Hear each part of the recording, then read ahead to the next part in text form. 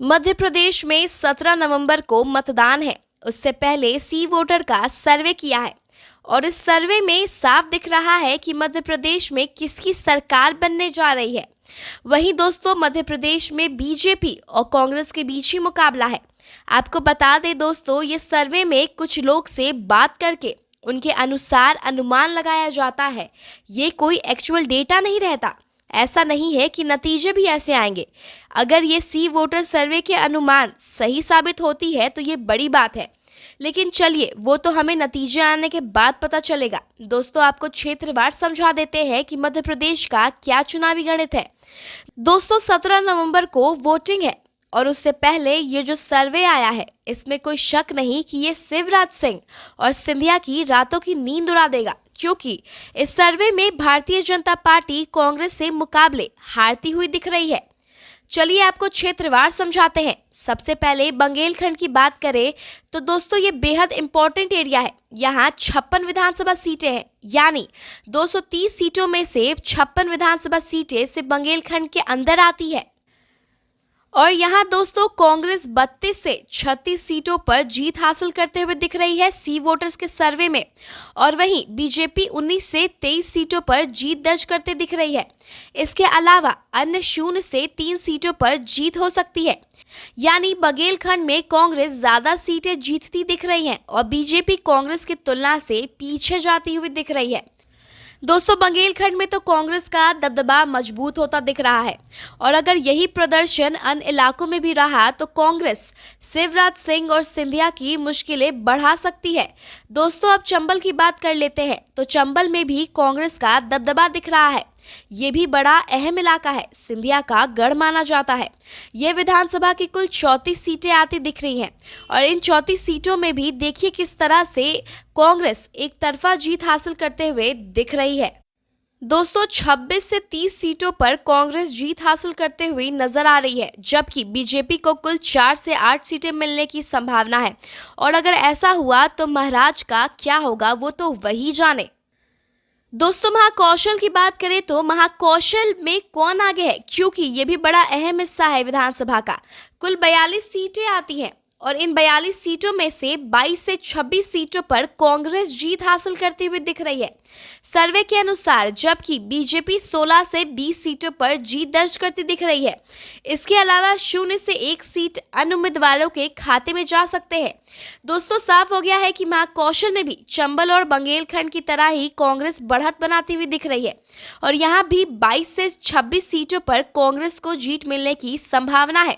16 से 20 सीटों पर बीजेपी को जीत मिल सकती है, यानी महाकौशल में भी कांग्रेस बढ़त बनाती हुई बीजेपी की तुलना में दिख रही है।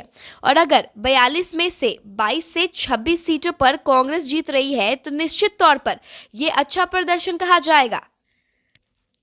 अब बात कर लेते हैं नेमार की, तो नेमार में थोड़ी कड़ी टक्कर है। ये भी बड़ा अहम हिस्सा है। यहाँ विधानसभा की कुल 28 सीटें हैं और इन 28 सीटों में से 14 से 18 सीटों पर कांग्रेस जीत दर्ज करती हुई दिख रही है, जबकि 10 से 14 पर बीजेपी को सफलता मिल सकती है। लेकिन यहाँ भी कांग्रेस आगे जाती हुई दिख रही है। चंबल हो, महाकौशल हो, बघेलखंड हो और अब उसके बाद नेमार, यानी नेमार में भी कांग्रेस आगे जाती हुई दिख रही है। बीजेपी थोड़ा कहीं ना कहीं पीछे रह सकती है, और देखिए किस तरह से यहाँ भी कांग्रेस मजबूती से अपनी पकड़ बनाई हुई है। दोस्तों, हालांकि बीजेपी यहाँ थोड़ा कड़ी टक्कर दे रही है, लेकिन फिर भी उसके बाद कांग्रेस यहाँ आगे दिख रही है। अब बात कर लेते हैं मालवा की। मालवा में कुल विधानसभा की 45 सीटें हैं और इन 45 सीटों में यहाँ बीजेपी आगे दिख रही है। 15 से 19 सीटों पर कांग्रेस को जीत मिलने की संभावना है, जबकि बीजेपी को कुल 26 से 30 सीटों पर सफलता मिल सकती है, और वहीं 0 से 1 सीट अन्य के खाते में जाने की संभावना है। और मालवा में भारतीय जनता पार्टी 26 से 30 सीटों पर 45 में कब्जा जमाते हुए दिख रही है, जबकि कांग्रेस यहां 15 से 19 सीटों पर जीत हासिल कर सकती है। अब बात कर लेते हैं भोपाल की। 25 सीटें हैं यहाँ, और यहाँ भी भारतीय जनता पार्टी शानदार प्रदर्शन करते हुए दिख रही है। 18 से 22 सीटों पर बीजेपी को जीत मिलने की संभावना है। इसके अलावा 3 से 7 सीटों पर कांग्रेस जीत दर्ज कर सकती है, जबकि 0 से 1 सीट अन्य उम्मीदवारों के पक्ष में जाने की संभावना है। 2018 में जब चुनाव हुए थे मध्य प्रदेश में, तो बीजेपी और कांग्रेस के बीच बेहद कड़ा मुकाबला हुआ था। दोनों पार्टियों के वोट शेयर में बहुत ज्यादा अंतर नहीं था। हालांकि बीजेपी को वोट शेयर ज्यादा था, लेकिन सीट की संख्या कांग्रेस की ज्यादा थी। और अब जब वोटर का सर्वे आया है, तो इसमें से एक बात स्पष्ट हो गया है कि किस पार्टी को कितना वोट मिलने की संभावना है। तो सबसे पहले आपको बता देते हैं कि कांग्रेस को कुल 45% वोट मिलने की संभावना है।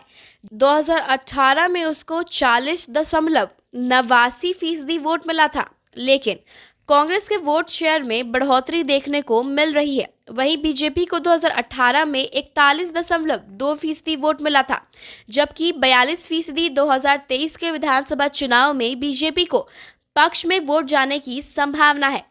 सी वोटर के सर्वे में लगभग 1% से थोड़ा सा कम बीजेपी को वोट शेयर बढ़ता हुआ दिख रहा है, लेकिन कांग्रेस के वोट शेयर में यही बड़ा उछाल देखने को मिल रही है और लगभग 4% से ज्यादा जो वोट शेयर का मार्जिन है वो कांग्रेस के पक्ष में जाता हुआ दिख रहा है। अंक की अगर बात की जाए तो 2018 में 18.1% लोगों ने अन्य उम्मीदवार के पक्ष में मतदान दिया था, लेकिन 2023 में यही आंकड़ा 13% कम हो सकता है, यानी 13% लोग अन्य उम्मीदवारों के पक्ष में वोट करते हुए दिखाई दे रहे हैं।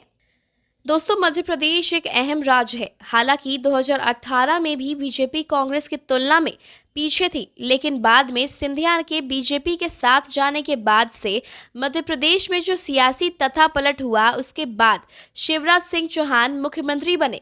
लेकिन एक बार फिर से अब बीजेपी सर्वे में कांग्रेस से पिछड़ती हुई नजर आ रही है। 2018 में बीजेपी को 109 सीटों पर जीत मिली थी, यानी आंकड़े अगर बढ़े भी तो मैक्सिमम 2 सीटों का आंकड़ा बीजेपी का बढ़ता हुआ नजर आ रहा है, जबकि 10 सीटों का बीजेपी को नुकसान होने की संभावना है 2018 के विधानसभा के चुनाव के तुलने में। अन्य की अगर बात की जाए तो 0 से 2 सीटों पर अन्य उम्मीदवार जीत दर्ज कर सकते हैं, जबकि 2018 में कुल 7 अन्य उम्मीदवारों ने जीत हासिल की थी। लेकिन ये जो सर्वे आया है वो निश्चित तौर पर चौंकाने वाला सर्वे है और सी वोटर का सर्वे फिलहाल यही दावा कर रहा है कि मध्य प्रदेश में कांग्रेस की सरकार बनने जा रही है। 118 से लेकर 130 विधानसभा सीटों पर कांग्रेस जीत दर्ज कर सकती है और अगर ऐसा होता है तो निश्चित तौर पर मध्य प्रदेश में कांग्रेस की सरकार बन जाएगी और संभवतः कमलनाथ मुख्यमंत्री बनेंगे। लेकिन ये फिलहाल सर्वे के आंकड़े हैं। आपको बार बार हम स्पष्ट कर रहे हैं कि ये अनुमान के आधार पर बनाए जाते हैं। 17 नवंबर को जब मध्य प्रदेश की जनता मतदान के लिए जाएगी तो वही डिसाइड करेगी कि मध्य प्रदेश में किसकी सरकार बनेगी। नतीजे 3 दिसंबर को आएंगे और 3 दिसंबर को ही स्पष्ट हो जाएगा कि मध्य प्रदेश में किसकी सरकार बनेगी, मध्य प्रदेश का अगला मुख्यमंत्री कौन बनेगा और सी वोटर्स का सर्वे कितना सही है। नमस्कार, मैं हूं शांति और आप देख रहे हैं न्यूज गैरेज। अगर आपको हमारा वीडियो पसंद आए तो लाइक एंड शेयर जरूर करें और हमें कमेंट एंड सब्सक्राइब करना ना भूलें, क्योंकि दोस्तों आप ही हमारा हौसला है और इसी तरह हमारा साथ देते रहिए।